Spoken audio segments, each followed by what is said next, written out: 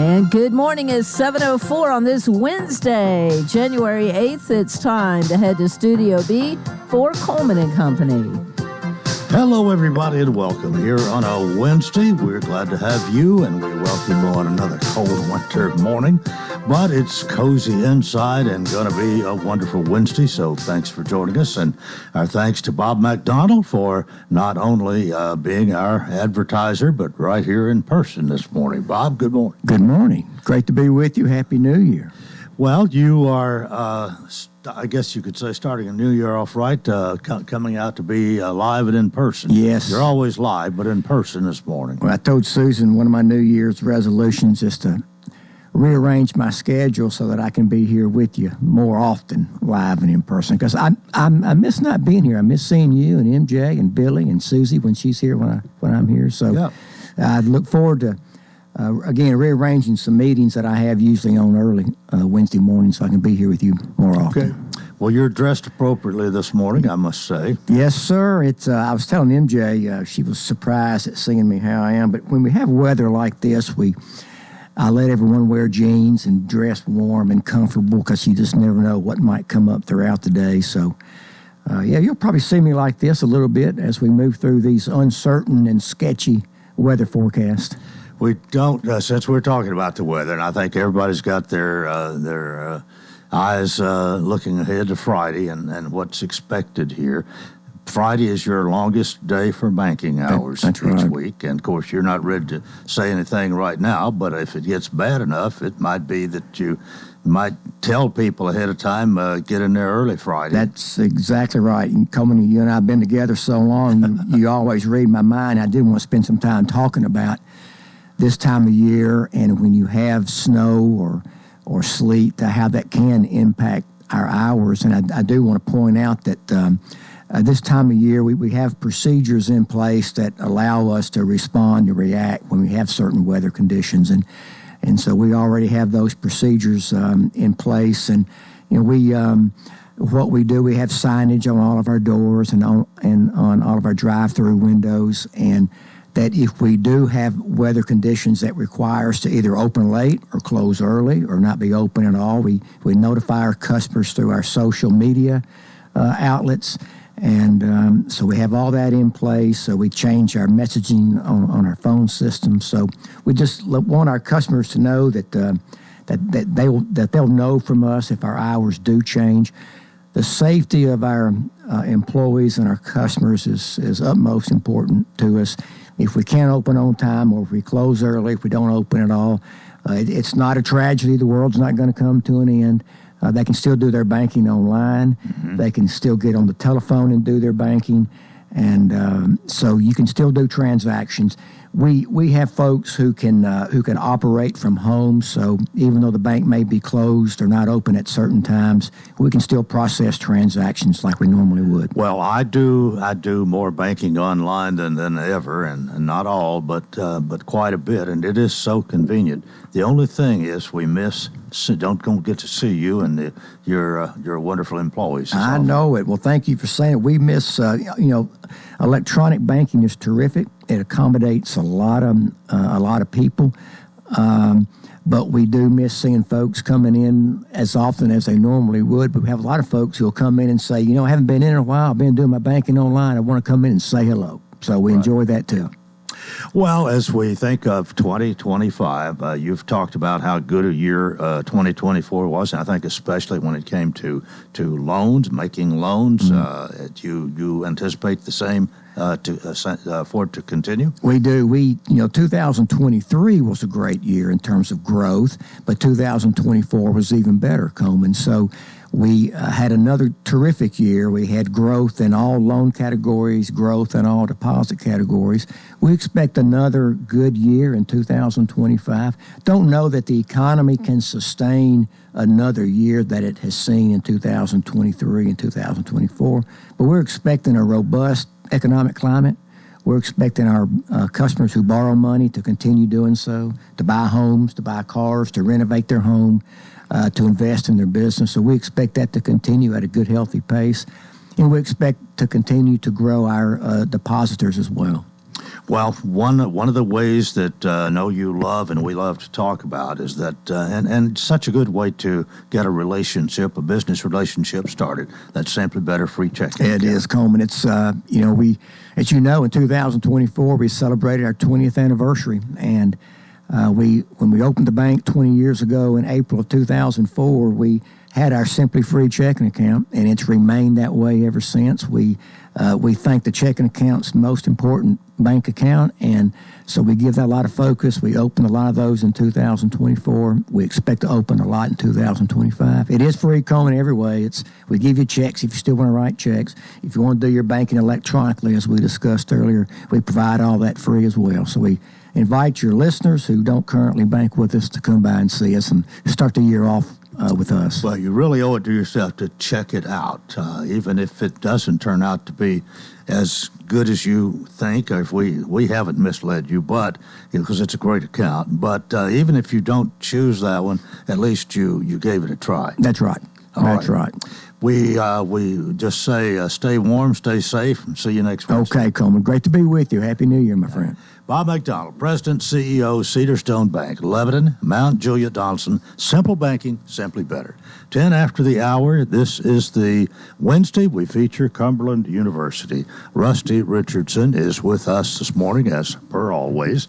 Rusty, Executive Director of Community Relations and External Affairs, and he's here with a guest this morning.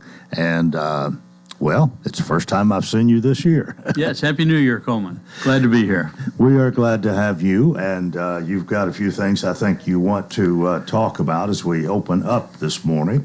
And, of course, the spring term is right around the corner. The spring term, actually, we have faculty and staff callback today, which is the thing that kicks off the new semester for faculty and staff. Our students return this weekend, and the first day of classes for the spring term starts this coming Monday. So things are coming back alive after the winter break. Actually, the students that were involved in the winter term finish up this Friday. So we've got one term ending, and the very next day, work day, the new term starts. One of the things that kind of occurred to me as you have talked about this winter session a little bit in the last, well, I guess the last couple of months, the fact that you don't waste any time at Cumberland. Waste no time whatsoever. It's a great opportunity for students that need to maybe get a class out of the way on their schedule or take a class over if need be. For them to do that, and it's just a great opportunity, and it's a good use of their time over that long winter break. And you probably have even more advantages come summer, during the summer break. Oh, yes, absolutely. Many more students do that over the summer as well. And a lot of those classes are online, so it makes it very convenient for the students that are working summer jobs, doing those type things to participate as well. But we've got a lot of things to report before we get to our guest today. I'm going to run through those very quickly. All right. Go ahead. When Katie Wolf was here last month, she talked about Giving Week, which was that last week and the first couple of days in January. The Advancement Office had set a very ambitious goal of $130,000 in donations that week, and they did not meet that goal. They almost doubled it. They ended up with just over $220,000 in donations that Giving Week, and we're so grateful to all the donors, all the supporters and contributors that just blew that out of the water. They just very successful, and of course all that money goes to support scholarships and all the things the students need to be successful. So certainly want to shout out and thank all those donors who gave for that. Well, that's a good way to get the year started. It's a very good way to get the year started, and they're already working on the new year. They've got very ambitious goal for this year as well. Right. Also want to mention one of our Cumberland students. He's actually a current student in one of our master's program, our MSP program, which is the Master of Science of Public Service Administration. He, along with four of his fellow police officers, were just recognized at the White House and awarded the Presidential Medal of Valor, which is the highest award given to a civilian law enforcement officer in the United States. The five officers were part of the Metro Nashville Police Department that were the first responders to the Covenant shooting. Mm-hmm. So a very tragic occurrence, but they went above and beyond the call of duty, rushed right in, were able to stop the shooter before any more lives were taken. And Zachary Please was our student, along with 4 other Nashville police officers that were awarded the Medal of Valor by President Joe Biden at the White House just about a week ago. And looking ahead, we have 11 students and 4 staff members, faculty members that will be working at the Super Bowl this year. Part of our sports management program. And it just gives people a taste of just the breadth and width of how Cumberland students are taking Cumberland far beyond just the boundaries of Lebanon. Well, excuse me, but where is the Super Bowl going to be? It's going to be in New Orleans. Oh, okay. It's going to be warm. It's going, well, they hope. It's early February. Yeah. There are 70 schools chosen throughout the entire United States that are allowed to send teams in to work those events. They do a lot of the pre-show activities. They do a lot of the event management. It's part of the sports management program. But we're delighted that we're going to have 11 students and 4 faculty members doing that. And that's not the first year they've done that, but it's very highly selective process and one they're very much looking forward to. Sure speaks well for Cumberland. It sure speaks well and speaks very highly of the faculty that are able to put those trips together for them. Yeah. So it gives them it is the Super Bowl of Super Bowls as far as sports management goes. So they're looking forward to that. 2 things on a program note. We are launching the RN to BSN nursing program again. They did that a few years ago, and it went silent for a little while, and now it's back because there's so many nurses that are RNs that want to continue their education, get their bachelor's of science in nursing, which gives them much more opportunities in the workforce. So that's picking back up, and applications are underway right now to start either in the summer or the fall. I'm not sure which term they're starting that, but if they're interested, our nurses continue to do well on their licensure exam, the NCLEX, which is their professional license when they graduate. Right now we're at a 97% pass rate, and that we hope will still continue to improve. Almost says if you go to study nursing at Cumberland, you're just about assured of passing that exam. They work very hard at it. The students do and the faculty members do to make sure the students are fully prepared for that. 97%. That's great. Well, we went 2 years in a row with 100%, so we're trying to get back to that 100% pass rate, which very few colleges have. And the last thing I had, we've just found out that for the second year in a row, Cumberland has a spotless safety record. There were no reportable crimes on campus for the last 2 years, which is a combination of our campus security, all the safeguards we have in place, and so we're very proud of that.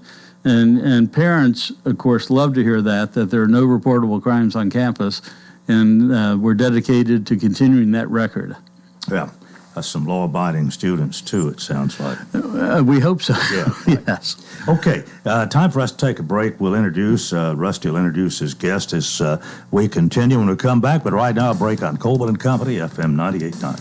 Let's see what's happening on the roadways. And it's all brought to you by Absolute Kubota. Write it off the lot. Write it off your taxes. Visit Absolute Kubota. Take advantage of the Section 179 tax deduction when you buy new Kubota construction equipment, tractors, RTVs, hay tools, or turf products. Absolute Kubota, 1506 West Main. Now at traffic, here's Chuck. Good morning. Wrapping up this wreck on 40 eastbound at Stewart's Ferry Pike. It's moving a little bit better than it was on 24 around Salem Pike. That's westbound on 24 in Rutherford County. And again, it's starting to load up pretty good there. Anyway, this time of the morning, all that traffic on 24 making its way towards 840 as it starts to pick up now down through Millersville on 65 going southbound, working your way down from the north.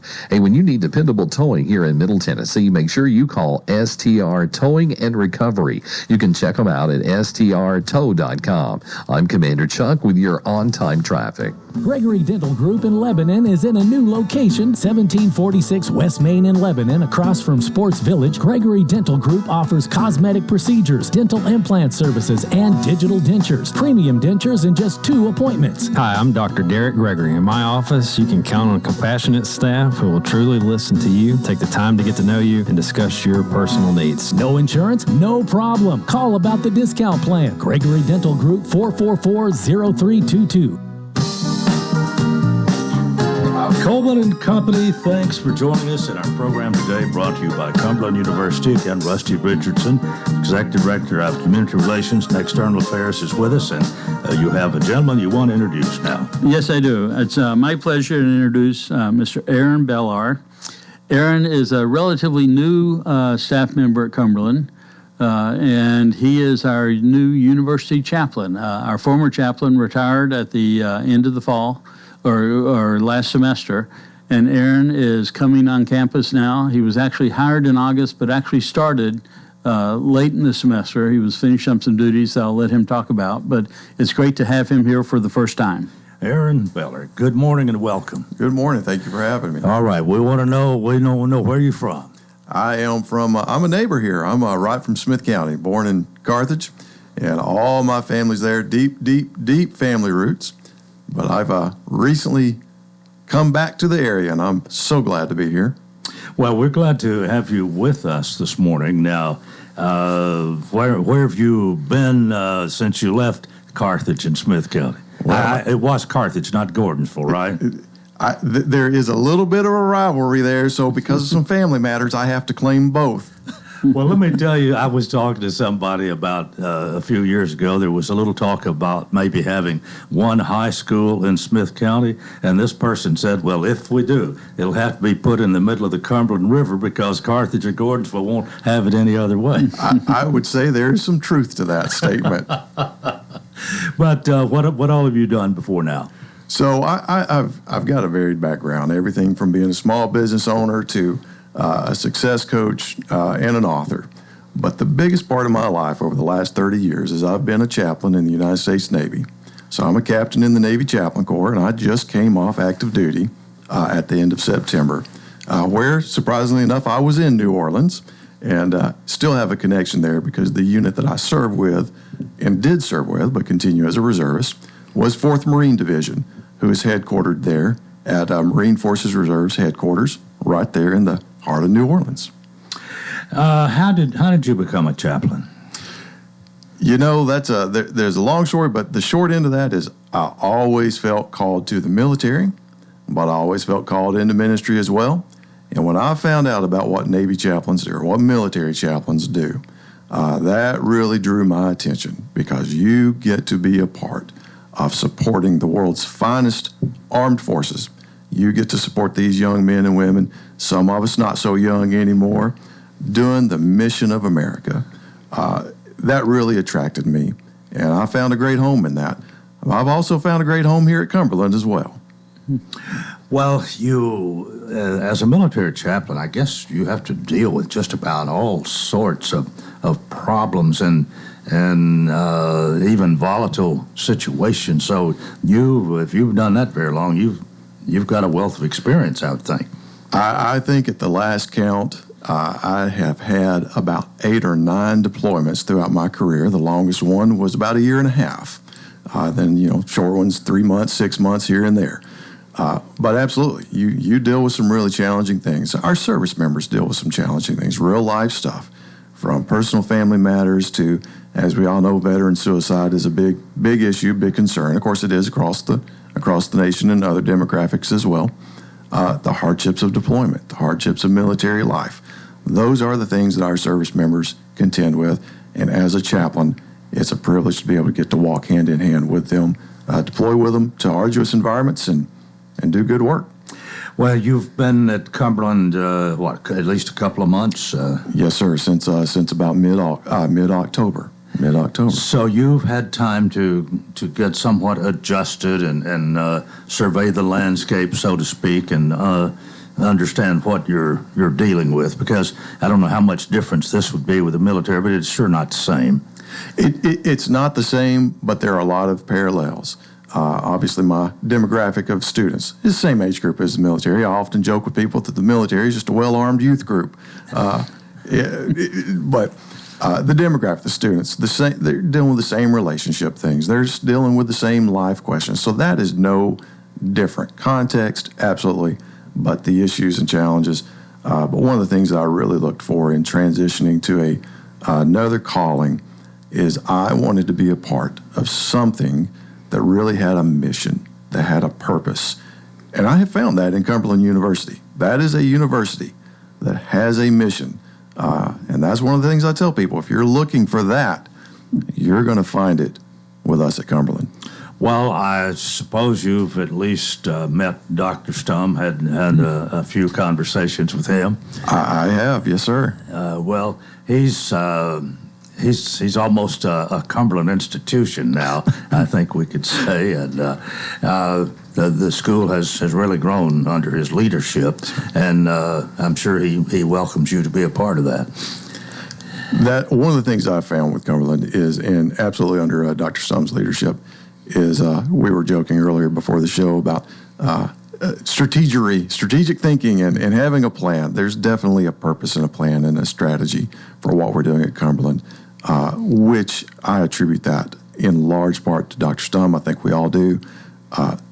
But it's on a mission, and it's going places, and it's a great institution to be a part of.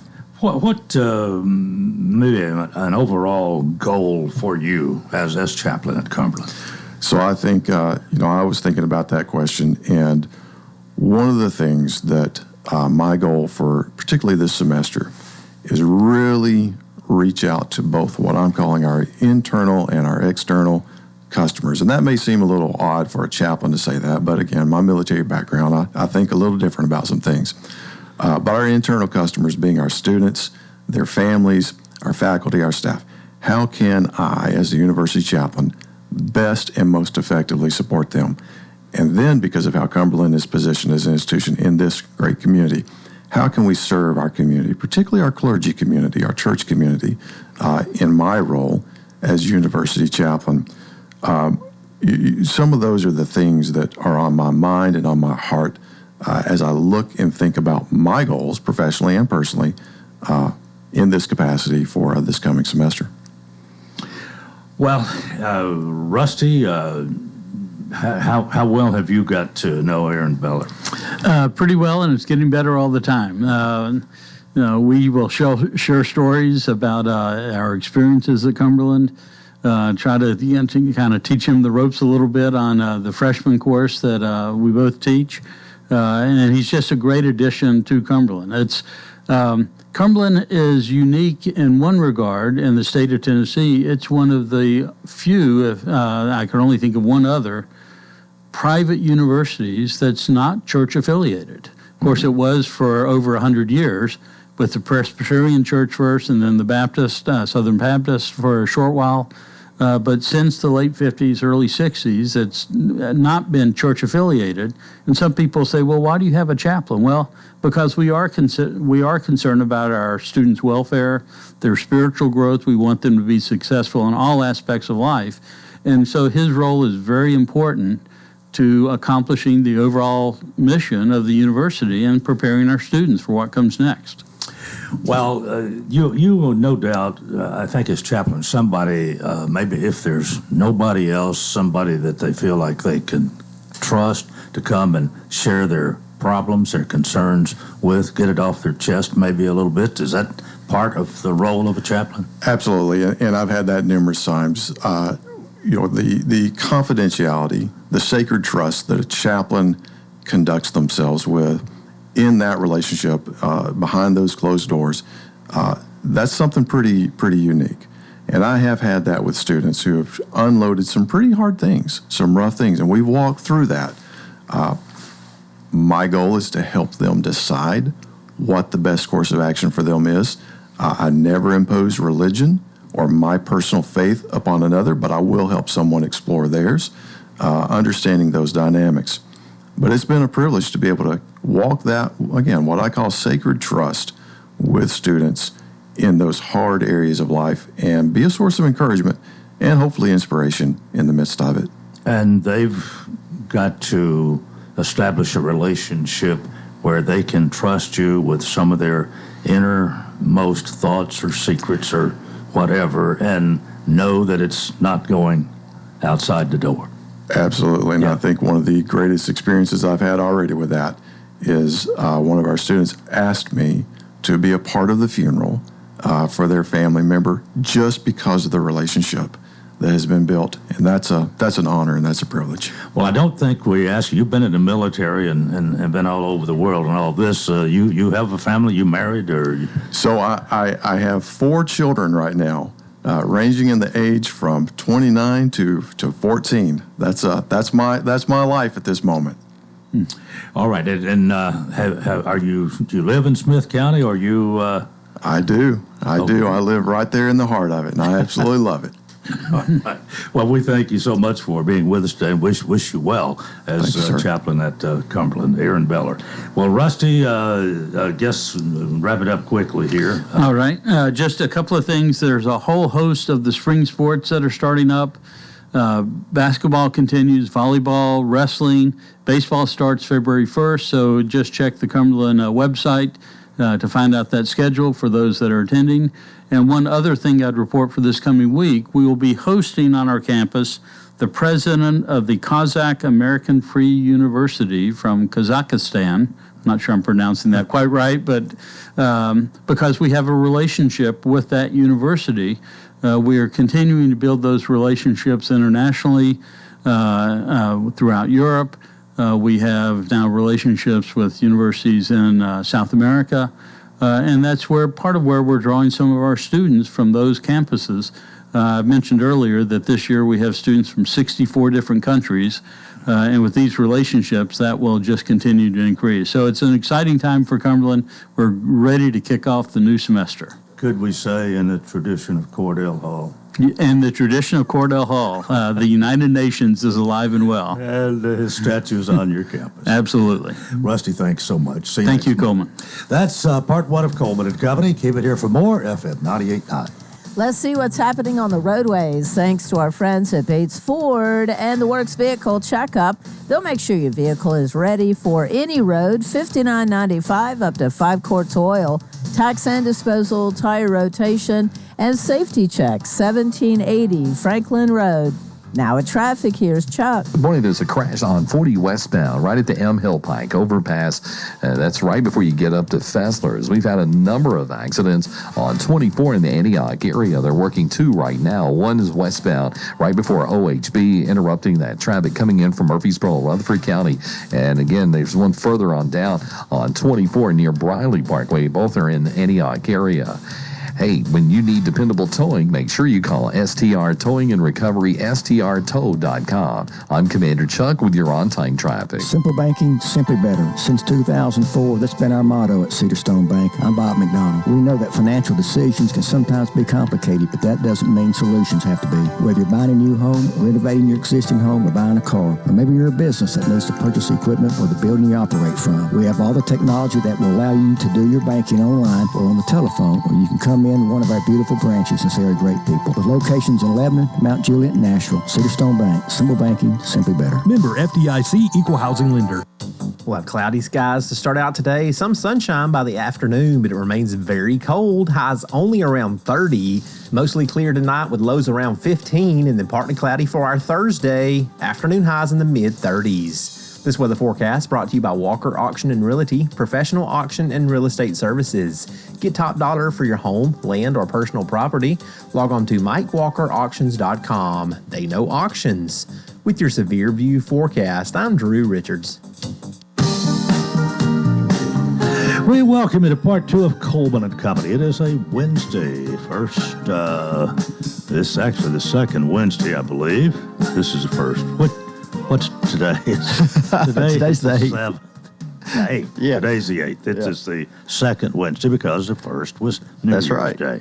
But you had a city council meeting last night. Mayor Bell is here. You probably recognize his voice, and it's a little bit on the nippy side. But I think all of us are wondering what's it going to be like Friday morning about this time. We are. MJ and I were talking about that before I came in here, and she says she wants to have me on for an update or two before the weather hits and let everyone know what the city of Lebanon is going to do as far as sanitation pickup and what Lee Clark and his team are going to do about the roads. So I told her I'd be happy to be on with her. We're going to meet today about all that, so I'll have some information later on. Good. Well, you picked mine up on Thursday, so I guess tomorrow, the way the weather looks, everything will be okay. I guess you'll be okay. Yeah, but Friday might be a different thing. It may be. So I know that Regina, who's over, and Mitch, who are over sanitation, are working on it right now. Lee's working on his part about the roads and streets. So as I said, I'll get some updates, and I'll talk to MJ on there about that. Well, we've... It's of course the holidays fall in the middle of the week, and most people, a lot of people, were off New Year, Christmas Eve, Christmas Day, New Year's Eve, New Year's Day. That's the way we were here. Some of the banks waited till Thursday to be off, and but anyway, that's all gone by. It's January, and it's getting colder weather, and it's just to be expected, I guess. We just have to deal with it. Well, it's ready to start a new year, and that's the thing, Coleman, is, when fall hits and Thanksgiving and Christmas, you know what's coming next. And so, I really like having mild winters when it doesn't get too cold, doesn't snow that much, but sometimes we get hit pretty hard. We really do, and to be totally realistic, we probably need a few real cold spells to kill some of those mosquitoes. I mean, think so. There's, personally, I'm just not a cold weather fan, and I hate to have to get out in the cold, but it's still worth it to come here and do the radio. Well, I noticed, Coleman, that.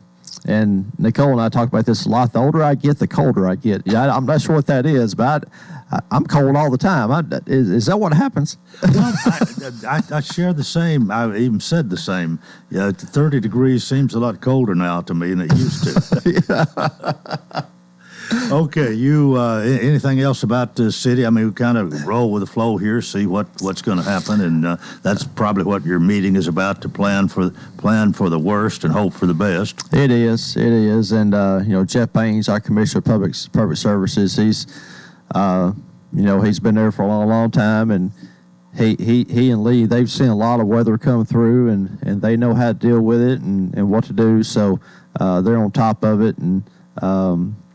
It's nice in your situation to have some seasoned veteran employees like that who really experience that more than you have. It is. Last week we thought we might get some stuff, and I was texting with Jeff and Lee, and the amazing thing is that when it comes to weather, they've seen it so many times that they can predict it pretty well as far as what they think is going to happen, and so it's really great to have people on staff that they've been around a long time, that know what they're doing, have seen pretty much everything, and if you've seen everything, then you're ready for everything, and that's what they are. Yeah.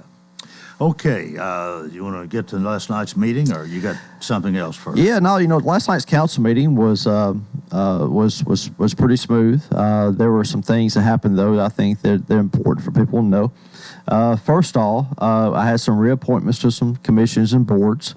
Airport Commission, William Westmoreland, who has served as the chair of that for a while now, he was up for reappointment, and so I was able to put him back on there. Appreciate him serving there, and also Deborah Ball.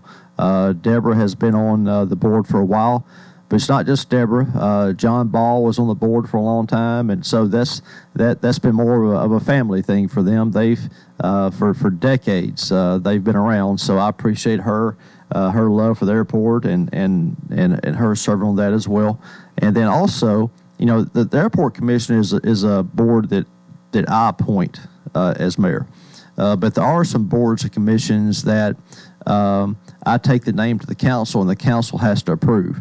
And one of those is the Board of Zoning Appeals. And so last night, Sabrina C., who runs the Veterans Affairs office here in the county, she was up for reappointment. So I put her name in front of City Council, and they approved her to continue serving on that. So I appreciate Sabrina doing that as well. Board of Zoning Appeals, known as BOZA. BOZA, yeah. We come by, I think you call that an acronym maybe, but it is. Yeah.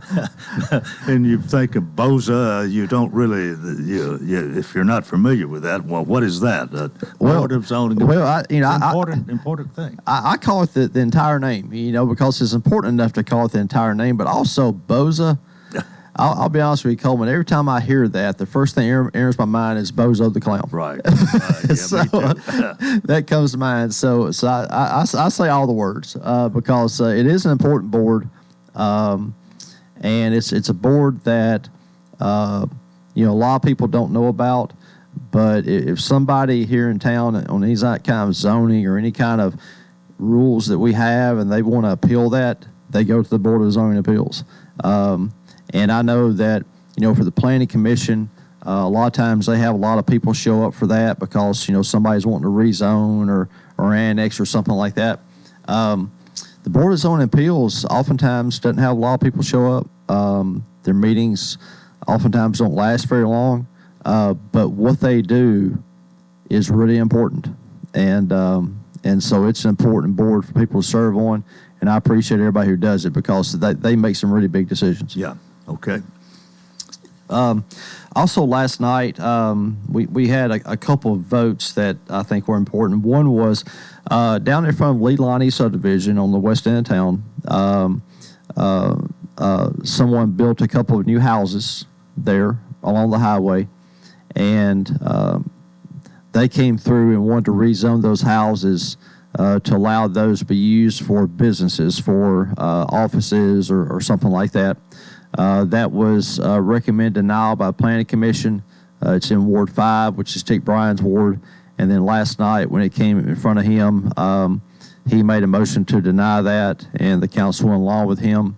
And the reason behind that is that, Lee Lonnie is a long-standing residential subdivision, and these houses are already part of that subdivision. And although Tick did not extrapolate his reasoning, I'm sure a lot of it had to do with the fact that it'd be tough to put businesses inside a subdivision. And so last night that did not pass. And so that was a rezone, future land use amendment, a few things. Do you know of any people that live there? Their feelings were they expressed them at any time? No one came out last night. So I don't know who all Tick has talked to about it, but no one was there last night. But it was something that, again, the Planning Commission voted to recommend denial overwhelmingly. Last night it was unanimous to deny it by the City Council. And I drive by those houses every day, and I know they've been built and they were built to be residential, obviously, and they haven't sold. So I know the builder was looking for a way to maximize his ability to sell them.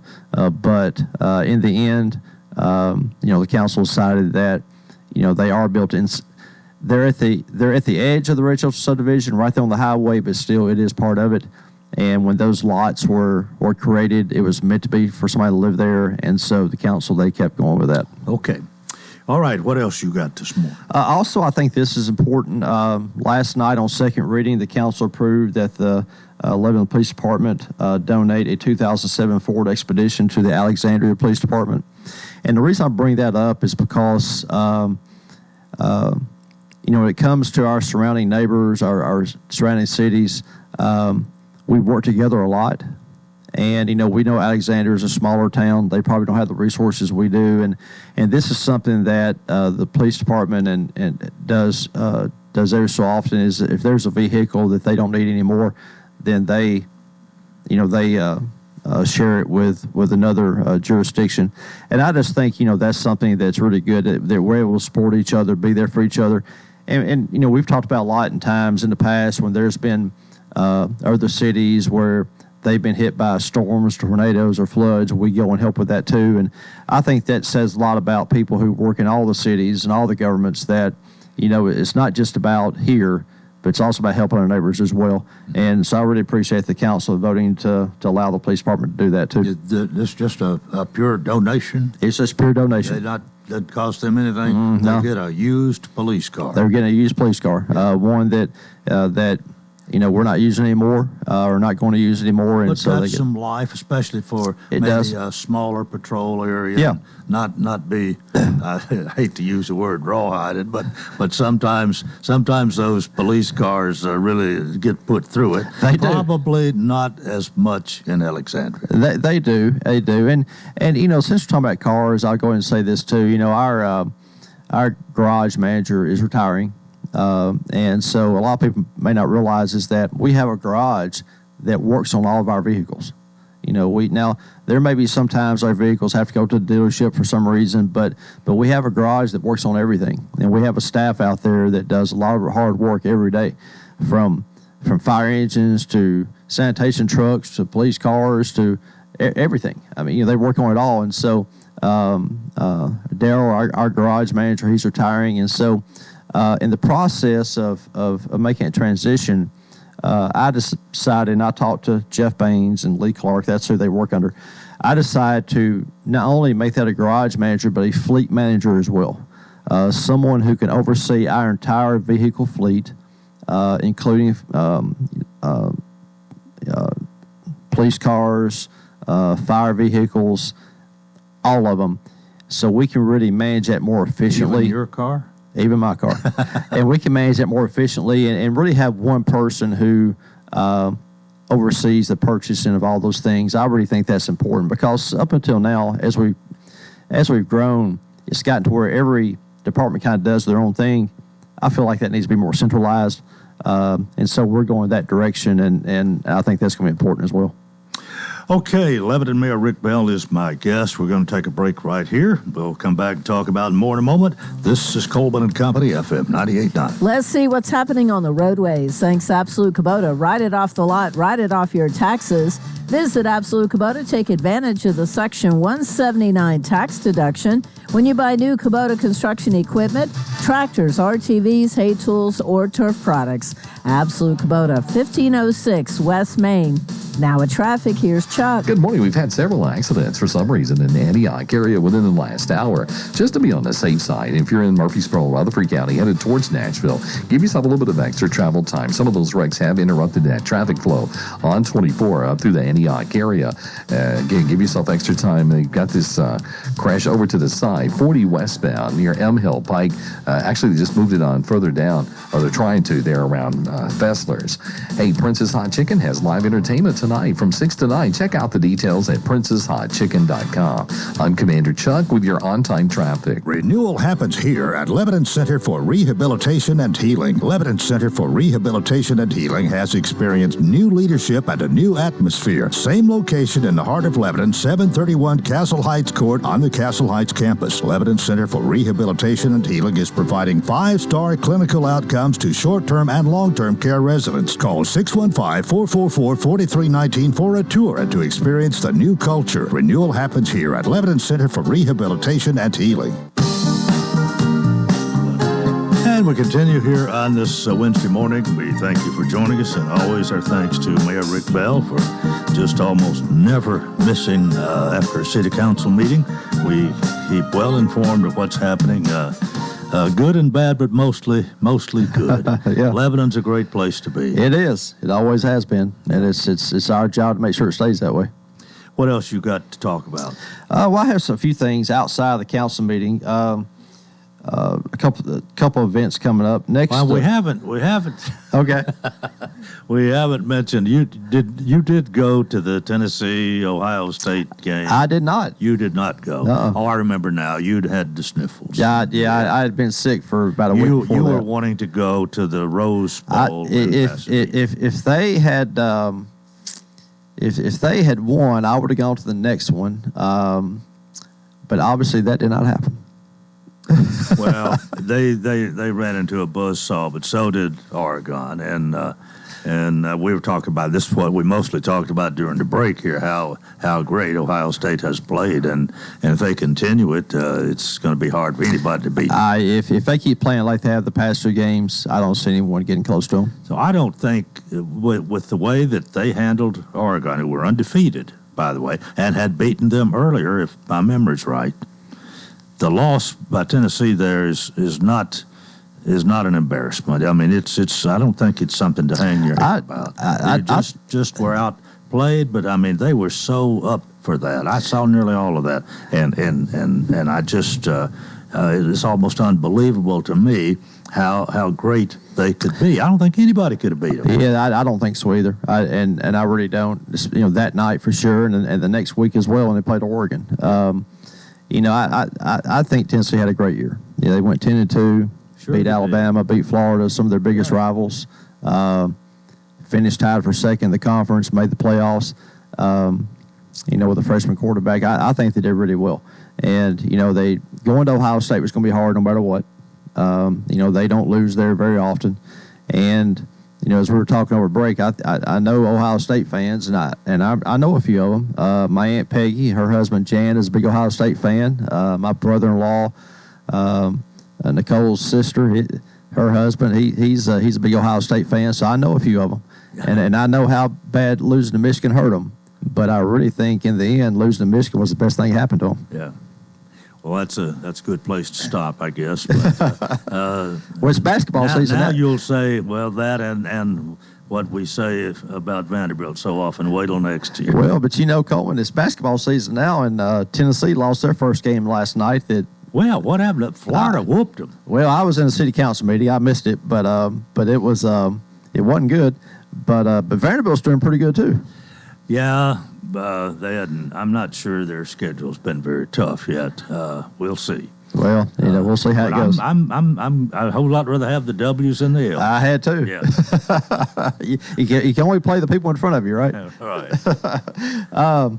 So as far as the council meeting goes, last night, that was other than those two items, I think the rest of it was, were some things that were pretty basic. We did have one annexation request that was deferred until the second meeting in February.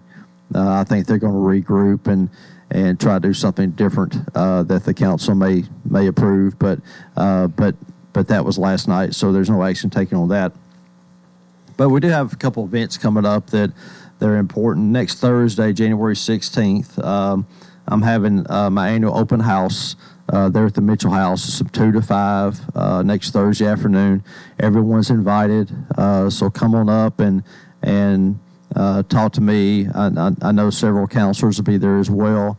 A lot of our staff will be there, our department heads, so you can talk to any of us and ask us any questions you want. There will not be a formal presentation. It's just sort of a, stand around and talk kind of a situation, but in a come and go. So everyone out there listening, please come by the Mitchell House next Thursday, January 16th, and from 2 to 5, and talk about anything you want to talk about. You said you'd done this before. I take it you feel it's been fairly successful, an opportunity to really, I guess, if you got anything on your mind, you want to get off your chest or whatever, you can do it. But if nothing else, you can come and show appreciation for the job that's been. Well, it is a chance to talk to us, and Coleman, that's one of the things I talk about a lot is communication, and communication is doing this, me being on the radio, telling people what's going on, but it's also people talking to us, and telling us what's going on with them and what they would like to see or not like to see. And so this is just another opportunity we believe that people can come and visit with us. And it's something we've done several times. It's been a big crowd every time. And I really like meeting new people. A lot of times these things you have, the same people will come. But every year we've had people come that are new, that I've never met, and I like that. So please come on out. Again, it's next Thursday, and January 16th from 2 to 5 at the Mitchell House. Easy to get in and out, and come talk to us. Well, and if nothing else, if you haven't seen the Mitchell House since the city took it over and tastefully decorated it and all of this, it's a nice experience. Well, and that's one thing too that happens, Coleman, is that when people come in, a lot of them want to talk about the history of the house. They want to know how it got there. So I'm thrilled to be able to talk about that too. But really, it's about. You know how old, off the top of your head, how old is it? Is it as old as Castle Heights? Actually? Yeah, so, it was built in 1910. Okay. Castle Heights Military Academy, started in 1902, so it's a little younger than that. But David Mitchell, who started Castle Heights, it wasn't Military Academy at first, but he started that school. Then he built the house, and so it's the same person who did both. But it's a very interesting story that we can talk about sometime. Also coming up, and this will be on February 20th, so I'll be out here before, some more to talk about it, but I'll be giving the State of the City address. The Chamber of Commerce puts that on with the Leavenworth County Chamber of Commerce. That'll be at the Capitol Theater, so So as time passes, we'll talk more about that too as we get closer. A couple more things. This week I was honored to give a proclamation. This was Monday night for Dot Jenkins, who I taught with at Coleman University. She taught in the public school system here for a long, long time, and she celebrated her 95th birthday. And so I was honored to be able to give her a proclamation. I was in her class one time, actually, at Cumberland, and so I got to talk about that, how she invited all the students over to eat dinner at her house. She cooked lasagna. I'll never forget it. And if you walked in her class, Coleman, you had to take your cap off. She didn't like that. So she's a pretty strict teacher. But we had a good time Monday night. Her whole family was there, and I got to offer that proclamation to somebody I've known for a long, long time. So 95 years 95 years old, yeah. So I'm thinking she might have run for school board at one time. She did. And I think I had her on the radio. I remember that. You did, actually. She ran twice. This was a long time ago, and both races were close. And the reason I know that was because Larry Tomlinson and her ran against each other. And I think both elections, Larry won by less than 10 votes both times. So it was really close. Your memory is a little better than mine, but I did remember that she had run. I couldn't remember whether she had actually won or not. Yeah. But, okay. But she's been very very education, very pro-education. Let's say. Absolutely. And I'll say this for Coleman University. I mean, the education department there, it would not be what it is without her. I mean, she basically started it, and so she's been very important to the education. Not just in public schools, but as far as the teachers that Coleman has produced through the years, that's really because of her. Yeah. And so it is really an honor to be there. And then also, there's an organization called the Tennessee Public Works Association, and people who work in that field for city and county governments are members of that. And a magazine, they put out a magazine every so often. The latest magazine just came out, and it was filled with Lebanon people. Regina Santana, who's our utilities director, she's just ended her year as president of that organization. She was the first woman to serve in that role. And in this magazine, it was announced that she won the AC Lot Public Works Leader of the Year award, which is a true honor. Well, congratulations, Regina. Yes, but also there's a couple other people honored in that magazine. So at their conference every year, they have what's called a rodeo, where people compete with equipment in contests like backhoes and bulldozers and sanitation trucks, and they have these competitions. So one of our guys, Mal Seabolt, finished third in the Auto Refuse Truck competition. So we're proud of him for doing that. Again, that's a statewide competition. Also, in that magazine was a great article about Betsy White. Betsy has worked for the city for 25 years in tons of different roles. She works in our sanitation department now as their administrative assistant, but through her years, she's been a guard. She has worked machinery. She has driven trucks. She's done tons of things. And so to see our employees get honored like that and recognized like that is always very special. And I just wanted to, tell people about that and tell people that, we have a lot of people in the city who work hard every day, and they do a great job. And again, to see people get recognized is always a great thing. And I wanted to recognize them today on the radio. And Betsy, ironically, her mom is Dot Jenkins, who I just gave a proclamation to. So there's a connection there as well. Yeah, so right. Again, we have a lot of great employees, and I appreciate every one of them. We got about 2 minutes left here this morning. The turn of the year. I know it's about half the fiscal year is over. Mm-hmm. It'll be budget time before you know it. And it's all starting, of that. But still, you do think in terms of the whole year of 2025. Yep. We've always got a few challenges, but it seems to me City of Lebanon is in pretty good shape in just about every aspect, any way you want to look at it. We're running right along, and there's some things I want to do this year. We have a work session coming up next week with the City Council. I want to put for them a beautification plan that I would like to see put into place. I want to finish phase 1 of the sports complex and start on phase 2, the baseball and softball. I think that's important. And so I want to continue, to put regulations on development. That's something that we look at all the time. And so, there are plans out there that we keep pushing along. But you're right, Coleman. I mean, we're in a good position. We're and financially, aren't we about as good as we've ever been? Yeah, financially. Not just that though. With our employees. I mean, we're good in a lot of different areas. And obviously, like any other organization, we have challenges we face, and we have places we can get better. There's no doubt. But overall, we're doing pretty well. Well, we, of course, all of us got to be looking at the weather here for Friday. But as we'll end kind of like we started this morning, talking about the weather. But it's wintertime. We got to expect a little cold weather and a little snow, and sometimes we have more than others. Well, as a city, we'll be ready, and we'll let everybody know what's going on. We have plenty of salt. Plenty of salt. Plenty of salt. Mayor, thanks so much. We'll see you in 2 weeks. Thank you. Lebanon Mayor Rick Bell, that's it for a Wednesday. Hope you'll join us tomorrow. Until then, I wish you a wonderful day.